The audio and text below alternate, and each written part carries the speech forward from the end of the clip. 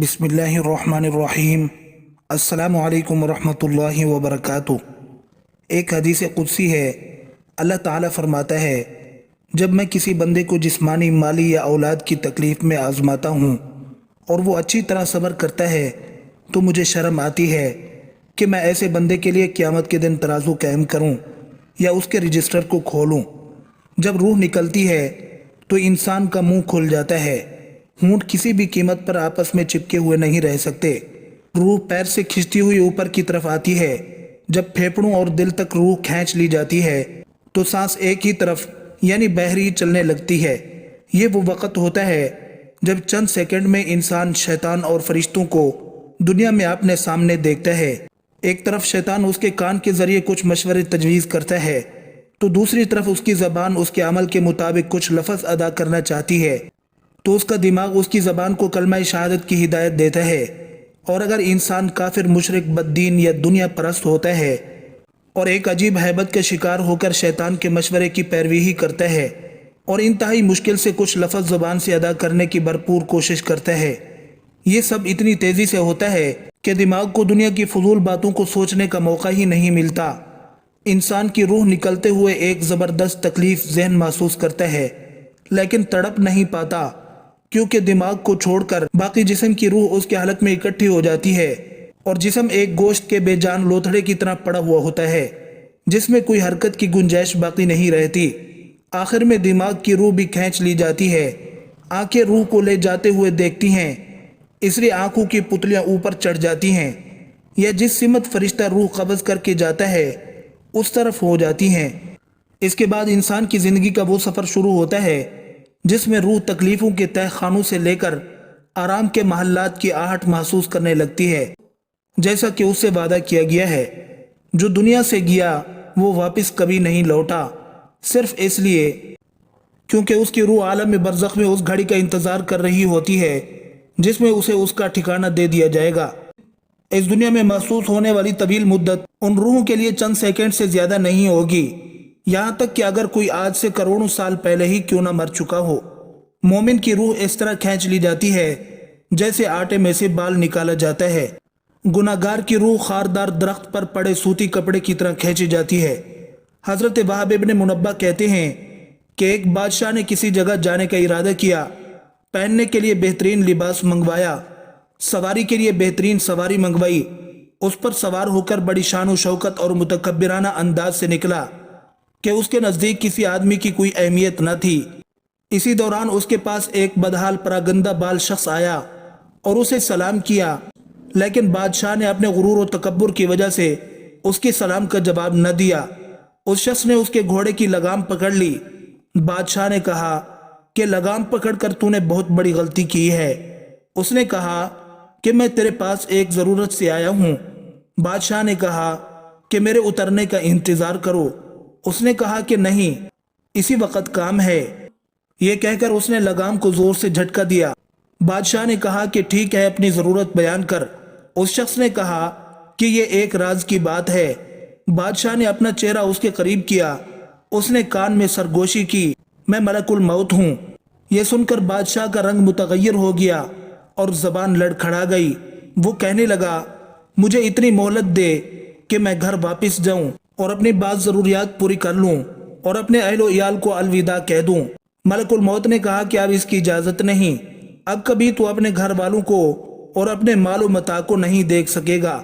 یہ کہہ کر ملک الموت نے اس کی روح قبض کر لی اور وہ سواری سے بے جان لکڑی کی طرح زمین پر گر پڑا۔ حضرت علی رضی اللہ تعالیٰ عنہ کا موت کے بارے میں فرمان ہے کہ جب انسان میں 3 علامات ظاہر ہونے لگیں تو جان لیں کہ موت واقع ہونے والی ہے۔ چند دن کے اندر وہ شخص مرنے والا ہے اور اسے موت آنے والی ہے۔ مکمل تفصیلات جاننے کے لیے ویڈیو کو آخر تک ضرور دیکھیے گا۔ محترم ناظرین کرام، ایک مرتبہ ملک الموت یعنی حضرت اسرائیل علیہ السلام حضرت یعقوب علیہ السلام کے پاس پہنچے تو حضرت یعقوب علیہ السلام نے پوچھا، کیا تم میری روح قبض کرنے کے لیے آئے ہو یا مجھ سے ملاقات کرنے کے لیے آئے ہو؟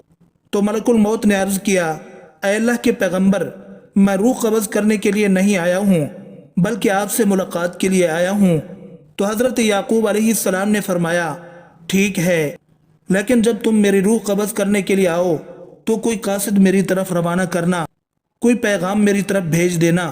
تو ملک الموت نے کہا کہ میں جب آپ کی روح قبض کرنے کے لیے آؤں گا تو اس سے پہلے 2 یا 3 قاصد کو آپ کی طرف روانہ کروں گا اور وہ آپ کو اطلاع دے دیں گے۔ چنانچہ ایک وقت آیا جب ملک الموت حضرت یعقوب علیہ السلام کے پاس اچانک آ گئے اور روح قبض کرنے کی بات کہی تو یعقوب علیہ السلام نے فرمایا، تم نے تو مجھ سے کہا تھا کہ میں کوئی قاصد بھیجوں گا، کوئی پیغام دینے والے کو آپ کے پاس بھیجوں گا، آپ اچانک روح قبض کرنے کے لیے نہیں آؤ گے۔ تو ملک الموت نے کہا، میں نے آپ کی طرف قاصد بھیجے تھے اور وہ بھی 3 قاصد بھیجے تھے۔ حضرت یعقوب علیہ السلام نے کہا، وہ کون سے قاصد ہیں؟ ملک الموت نے فرمایا، پہلا قاصد یہ تھا کہ آپ کی داڑھی اور سر کے بال جو سیاہ ہوں گے وہ سفید ہونے لگیں گے۔ دوسرا قاصد میرا یہ تھا کہ آپ کے جسم میں جو طاقت اور توانائی تھی وہ ختم ہونے لگے گی اور آپ کے جسم میں کمزوری آنے لگے گی۔ اور تیسرا قاصد میرا یہ تھا کہ آپ کی کمر جو بالکل سیدھی تھی وہ آہستہ آہستہ جھکنے لگے گی۔ تو یہ 3 نشانیاں ملک الموت نے بتلائیں، اور ملک الموت یعنی حضرت اسرائیل علیہ السلام نے فرمایا کہ ہر مرنے والے کے پاس تقریباً میرے قاصد آتے رہتے ہیں، لیکن لوگ ان کو نہیں سمجھتے، لوگ ان کو نہیں مانتے۔ ایک مرتبہ حضرت علی رضی اللہ عنہ قبرستان تشریف لے گئے اور وہاں پہنچ کر قبر والوں کی طرف متوجہ ہو کر فرمایا، اے قبر والو، اے بوسیدگی والو، اے وحشت و تنہائی والو، کہو کیا خبر ہے، کیا حال ہے؟ ہماری خبر تو یہ ہے کہ تمہارے جانے کے بعد مال تقسیم کر لیے گئے اور اولادیں یتیم ہو گئیں، بیویوں نے دوسرے شوہر کر لیے، یہ تو ہماری خبر ہے، تم بھی اپنی خبر سناؤ۔ اس وقت کمیل نامی شخص آپ کے ہمراہ تھے، وہ بیان کرتے ہیں کہ اس کے بعد حضرت علی رضی اللہ عنہ نے فرمایا کہ اے کمیل، اگر یہ مردے بول سکتے تو یہ جواب دیتے کہ آخرت کا بہترین سامان تقوی اور پرہیزگاری ہے۔ حضرت سیدنا علی المرتضیٰ شیر خدا رضی اللہ تعالی عنہ نے فرمایا ہے کہ زندگی میں جب 3 علامات ظاہر ہونے لگیں، یعنی 3 نشانیاں تمہارے اندر پیدا ہو جائیں، تو سمجھ لینا کہ موت کا فرشتہ کسی بھی وقت تمہارے دروازے پر دستک دے سکتا ہے، یعنی موت قریب ہے۔ نمبر 1، جب سیاہ بال سفید ہو جائیں۔ نمبر 2، جب بدن میں توانائی ختم ہو جائے۔ نمبر 3، جب کمر جھک جائے، یعنی کمر ٹیڑھی ہو جائے، جسم میں طاقت نہ رہے، ہاتھ تو ہیں لیکن چھونے کی طاقت نہیں، پیر تو ہیں لیکن چلنے کی ہمت نہیں، کھانے پینے کا سامان تو ہے لیکن کھانے میں لذت نہیں، جیب میں پیسے تو ہیں لیکن بڑھاپے کا علاج نہیں، بہن بھائی بیٹا بیٹی رشتہ دار تو ہیں لیکن کھڑا ہونے اور چلنے پھرنے کا سہارا نہیں۔